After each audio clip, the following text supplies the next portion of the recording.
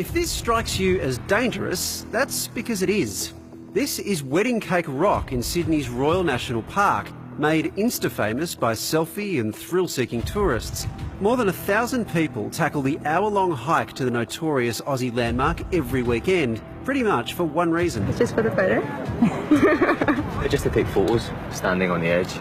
Just some far-off shots. Yeah, for the Instagram and all that. We went on the edge there and, had to get the epic picture. More than 250 people around the world have reportedly died taking a selfie in the past 6 years. The majority of them involved drowning, transport and falling from something high. Makes for a good photo. Ready? Nice.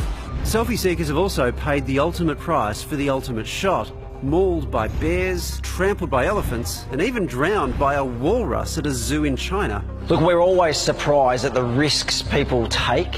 And the lack of understanding of consequences. A beautiful photo can lead to your death if you're not careful. At Wedding Cake Rock, visitors aren't actually allowed near the edge, and for good reason. Geotechnical engineers warned 3 years ago the picturesque rock could slide into the sea below without warning, taking with it whoever happens to be standing on top. For them to tell us that Wedding Cake Rock could fall any time in the next 10 years is basically telling us it could be in the blink of an eye. Which is why a security fence was built with stark warning signs plastered across it. I've seen the signs.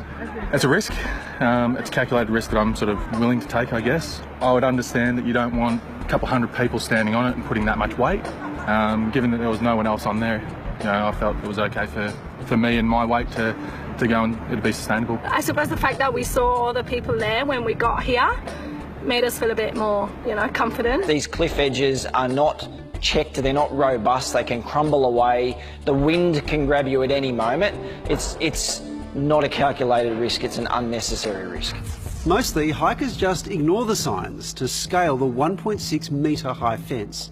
But on the night before we visit, more drastic measures have been taken.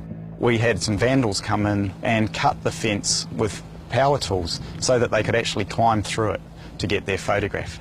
Despite the fence, signs and risk of being fined, most tourists just don't get how precarious the cliff top is.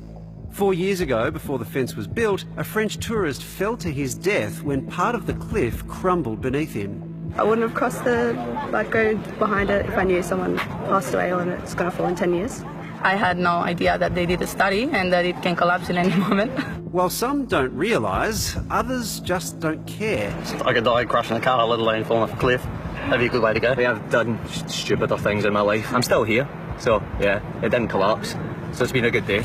In the past 6 months, 2 men have plunged off a rock ledge at this popular Sydney whale watching spot.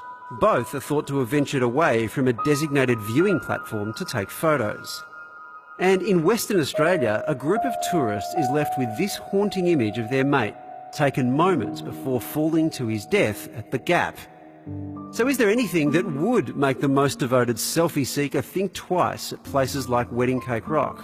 If there was CCTV here, then I'd probably take it a little bit more seriously. Yeah. If it was a big deterrent to stop everyone from going out there, I think this fence would be a lot higher. Authorities seem to agree and are now in the process of replacing the fence with a higher one.